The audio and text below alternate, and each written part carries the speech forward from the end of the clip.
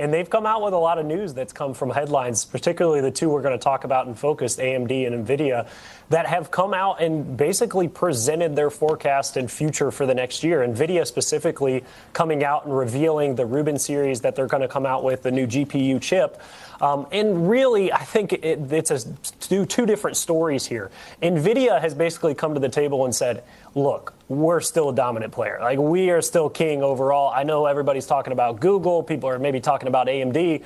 No, we're still a top dog in the category, and we're going to make sure that we define it that way. And then AMD is, a little bit of a different story. I don't know. The market hasn't loved the approach maybe that they just say, look, everybody's going to need AI. Every possible thing is going to need our chips, and there's a lot of demand out there. And they basically just scattershot it across all the different industries that are going to need AI technology.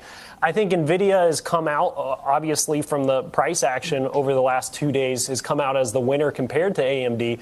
But there's still the big questions in the market of, is this AI a bubble? Is there, too much pressure on the valuations of these companies? And really figuring out, are they truly worth what we've been willing to pay as investors for these different businesses? About 3 years have passed since generative artificial intelligence, AI, was first introduced to the world via OpenAI's ChatGPT, and the industry is still growing rapidly. Given that businesses are still spending billions on Nvidia's state-of-the-art computer gear, this trend is great news for the company. The chipmaker is able to sustain very high growth and profit margins because demand continues to exceed supply. The same elements that contributed to Nvidia's 2025 success are still at work in 2026. Additionally, the company's core business is so solid that, when compared to earnings and growth, its $4.63 trillion market cap appears acceptable. Nevertheless, it is unclear how the generative AI prospect will develop, which could hurt the stock. To find out what might happen next, let's investigate further. The stock of Nvidia is not in a bubble. The affordability of Nvidia's stock is arguably its most unexpected feature. With a forward price-to-earnings, PE, multiple of 25, shares are actually trading at a steep discount to other large tech stocks, such as Apple and Amazon, which have projected PEs of 28 and 33 respectively, and are somewhat less expensive than the Nasdaq 100 projection of 26. When you take into account Nvidia's rapid expansion, this truth becomes even more startling. Driven by success in Nvidia's data center sector, where it records sales of its powerful graphics processing units, GPUs, for running and training large language models, LLMs, third quarter revenue jumped 62% year-over-year to a record of $57 billion. Sales of the new Blackwell GPUs are off the charts, and demand is growing at an exponential rate, according to CEO Jensen Huang. Nvidia's net income increased 65% year-over-year to $31.9 billion, and its margins are still excellent. With a $62.2 billion approved stock repurchase program, Nvidia returns this money to shareholders by lowering the number of outstanding shares in order to increase profits per share. EPS. These figures show that Nvidia's stock is by no means a bubble. As we move into 2026, it actually appears to be a great deal. Sadly, though, there is a catch. The AI sector may be in a bubble, but Nvidia stock isn't. When a stellar firm like Nvidia is valued at a fairly average level, it indicates that the market has doubts about the company's ability to survive. Additionally, as 2026 approaches, more analysts are becoming concerned about AI expenditure in the U.S. economy. Goldman Sachs estimates that by 2026, the capital expenditures for AI by hyperscalers, basically cloud computing companies, could reach an astounding $527 billion. These businesses' management either thinks they will eventually make a return on their investment, or they just don't want competitors to have a sustained advantage. However, it's uncertain how long shareholders will put up with these extremely risky withdrawals when the funds could be used for dividends or buybacks. On the consumer side of AI, however, shockingly little money is being made. For instance, according to Deutsche Bank analysts, market leader OpenAI may spend an astounding $143 billion by 2029.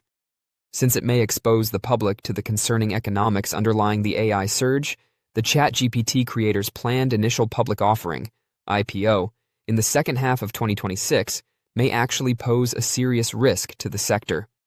Nvidia will most likely be among the last to experience the effects of AI uncertainty because it is a pick-and-shovel hardware manufacturer. When others fail, it can still prevail. However, the company's impressive gross margin, which is usually over 70%, may start to decline if demand decreases. In 2026, will Nvidia's stock soar? Nvidia's operational boom is expected to continue, especially as the company releases new products like the Rubin class of GPUs developed expressly for AI video creation. The tech industry has already indicated that it wants to double down on AI-related expenditure in 2026. Nevertheless, as investors struggle with the increasingly uncertain future of this new technology, Nvidia's stock price rise is probably going to be small. The chip titan and the most valuable business in the world by market capitalization, Nvidia, is gradually changing its strategy after establishing its dominance in the GPU field with its cadence of chips over the years.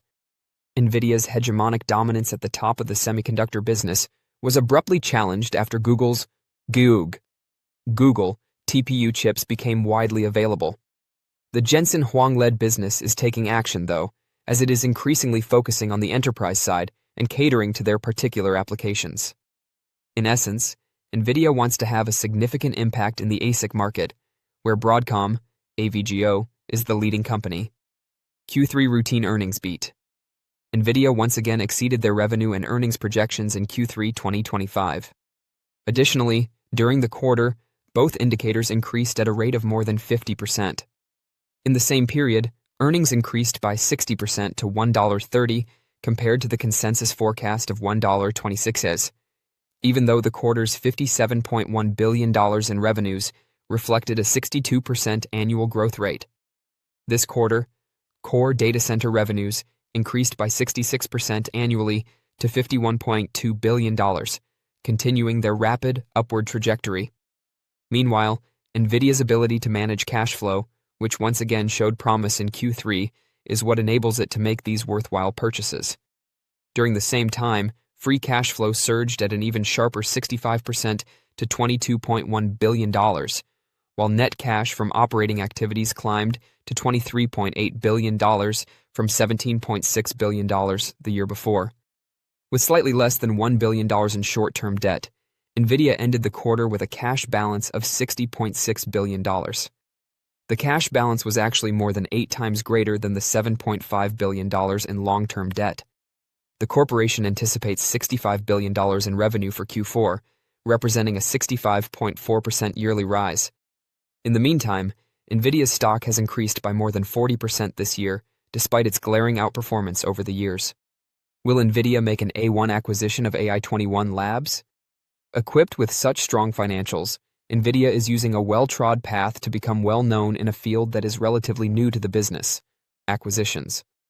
While the $20 billion acquisition of an AI startup Grok is praised as an important indication of the company's intention to improve its inference footing, according to recent reports, it is seeking to acquire AI-21 Labs, another Israeli AI business. AI-21 Labs is a large language model, LLM developer, that creates unique generative AI applications for businesses. In addition to Google, Nvidia has invested in the business, which after its most recent fundraising round in 2023 was reportedly valued at $1.4 billion. Notably, the company now emphasizes safe, adaptable on-premises and cloud deployments for clients in regulated industries and ISV partners, positioning itself as a developer of frontier models and enterprise AI stacks rather than a basic consumer app store. The Jurassic family of LLMs, Jurassic 1, Jurassic 2, developer APIs, AI-21 Studio/Task APIs, user-facing writing tools, WordTune, and more recently, enterprise orchestration and AI systems, Maestro and Jamba, that promise to improve long context performance for document-centric workflows and lessen hallucinations are all part of AI-21's product line. The company also boasts architectural work on long context, task-specific models, and tooling for knowledge grounding and retrieval, which it uses to sell higher-margin enterprise deployments. Customers who require accuracy, privacy restrictions, and vertical integration will find AI-21's combination of IP and model design, inference optimization, and data-centric tooling appealing because to its technical focus. How will it benefit Nvidia then? To begin with, Nvidia will have access to the about 200 research engineers at AI21 who have extensive knowledge of LLM and inference. This is a valuable and strategically appealing resource for Nvidia's planned Israeli site and increased drive for AI software. Additionally, Nvidia's hardware plus software strategy, which consists of GPUs plus CUDA plus Triton, is complemented by AI21's stack for long context, low hallucination enterprise inference, which may hasten Nvidia's transition to higher value, software-driven services. Lastly, by providing vertically integrated AI systems, AI21's direct enterprise contracts and tooling provide Nvidia with a way to make money beyond silicon. Nvidia may be able to charge more than AI21's most recent public estimate of $1.4 billion, which can be explained by these three facts. Purchasing AI21 would thereby expand Nvidia's RNAMP, deep presence in Israel, and hasten the commercialization of its software and services. But Nvidia needs to be aware of the possible hazards associated with integrating AI21's inference stack with its Triton, TensorRT, and NeMo software ecosystem. Analyst views on the stock of Nvidia. With a mean target price of $256, analysts have determined that the company is a consensus strong buy. This suggests a possible increase of roughly 36.5% from present levels. 44 of the 48 analysts who are following the stock have rated it as a strong buy, 2 have rated it as a moderate buy, 1 has rated it as a hold, and 1 has rated it as a strong sell. Don't forget to share your thoughts and experiences in the comments below. Your input helps create a more knowledgeable community where we can all learn and grow together in the world of investing. Stay up to date with the latest market trends, insights, and key updates by subscribing to Investing Tutorial. We're here to help you make smarter investment decisions and stay ahead of the curve. What's your thesis as we enter the new year about how these stocks will behave differently or the same as last year? Well, we're pretty bullish. We're very bullish. What you're seeing near term is that some of the memory stocks and semi-cap equipment are really seeing a squeeze, a rush to buy. And I do think that our large cap companies like Nvidia and Broadcom will still do very well. Those remain top pick. And then some of the more volatile names like an Intel and Marvell could play some catch up. Intel had a good year last year. I think that continues. But in general, we're very bullish. You had a prior guest on about where we are in the cycle. I still think we're early. Everybody wants to compare it to the internet. This thing is going to chart its own path, but it should be bigger than a lot of the naysayers think, in our opinion. You think Intel's part of the story here? I mean, and yes, you mentioned last year, certainly good vibes. The administration, they raised a lot of capital. They had a lot of very high profile and powerful supporters. But what about the fundamental business?